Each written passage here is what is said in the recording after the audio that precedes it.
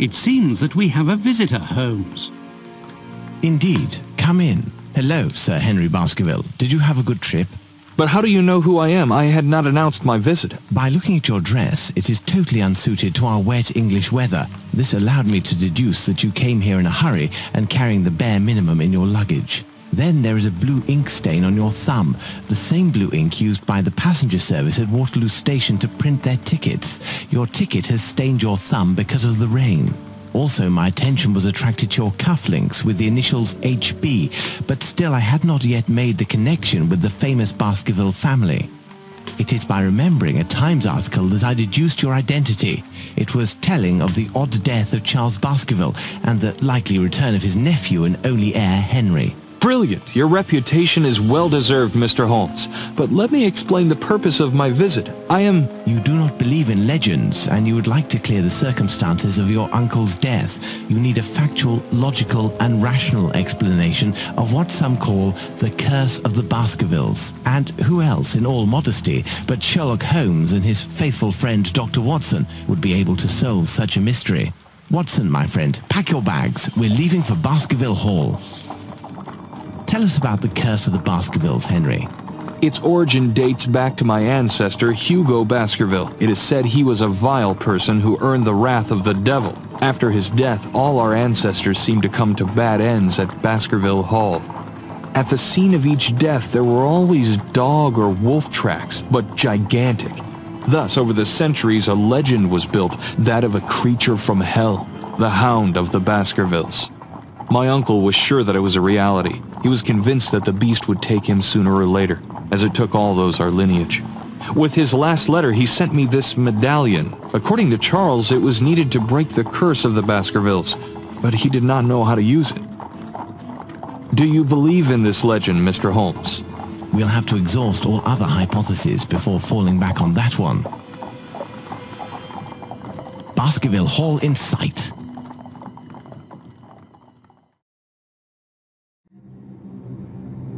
Holmes, Doctor, welcome to Baskerville Hall.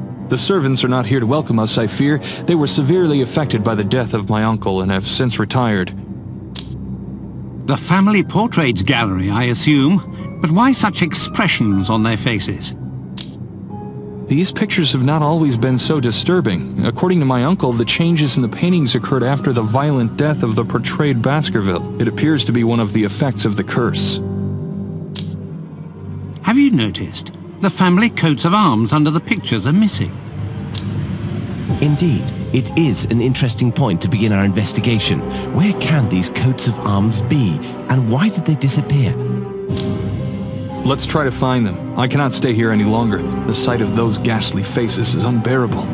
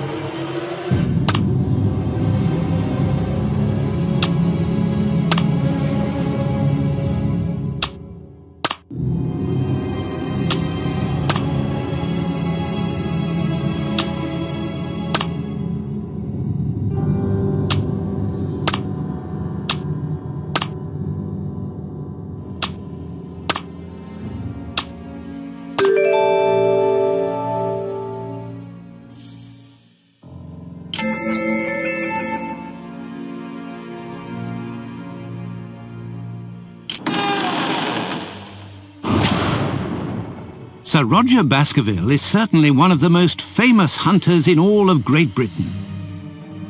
Indeed, Dr. Watson, my grandfather spent a large part of his life traveling the colonies of the Empire to stalk the largest predators in the world. Let us try to learn more about the tragic death of Sir Rodger Baskerville. Such a distinguished hunter could not possibly have been killed by a simple dog.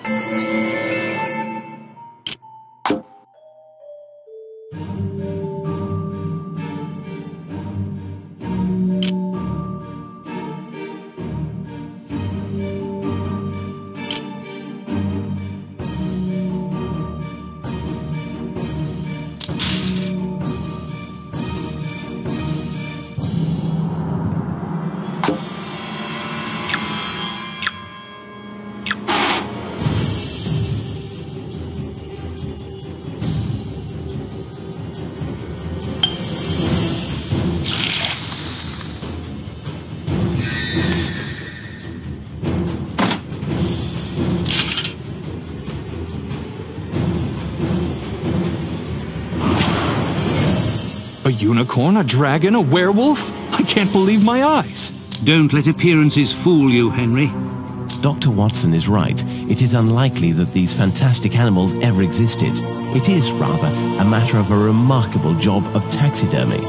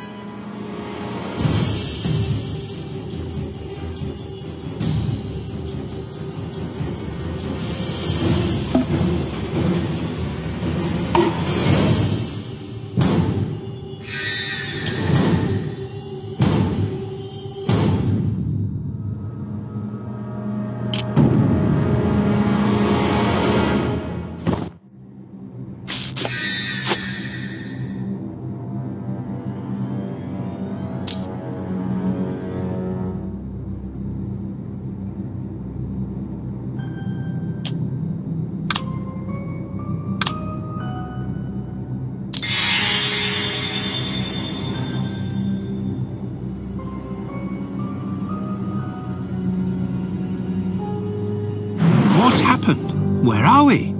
I believe the correct question is rather, when are we? What do you mean, Holmes? Look at these traces of struggle. Look at the shape of the room, its decoration.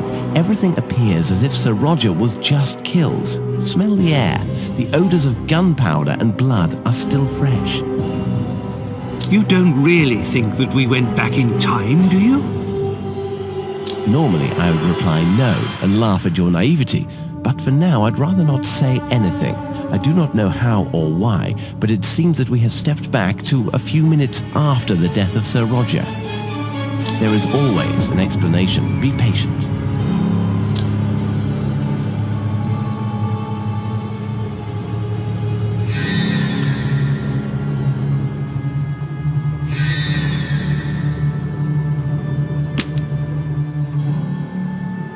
Look at this copy of the Times.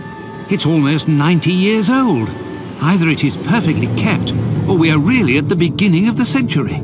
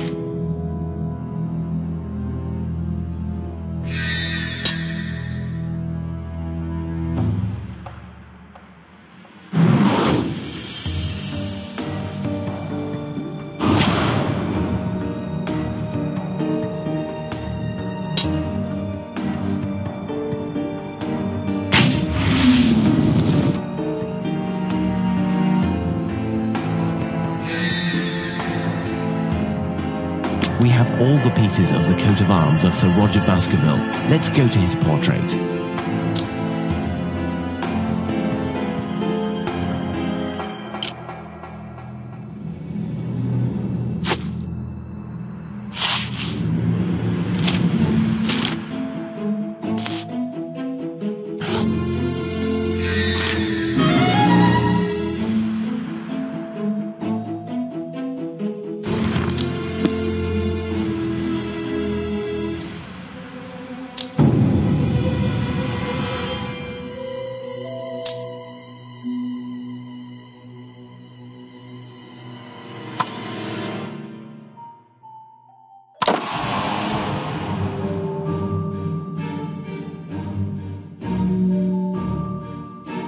The painting seems to be regaining its original colours, as if the curse was lifted.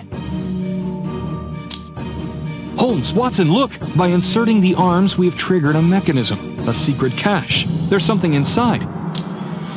The diameter of this jewel seems to perfectly match the empty slot on the medallion. I think Sir Rodger has given us an important element for our investigation.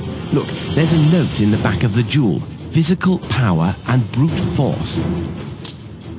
Amazing! The medallion seems to react to the presence of the jewel. It vibrates. Let us try to use it. Perhaps on the boards that block the door to Louisa's room.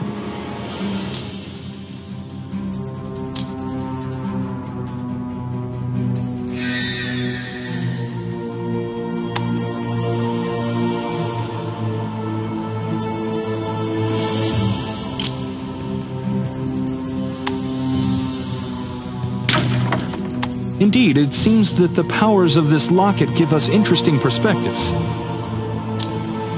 Powers? Dear friend, let's not sink into superstition.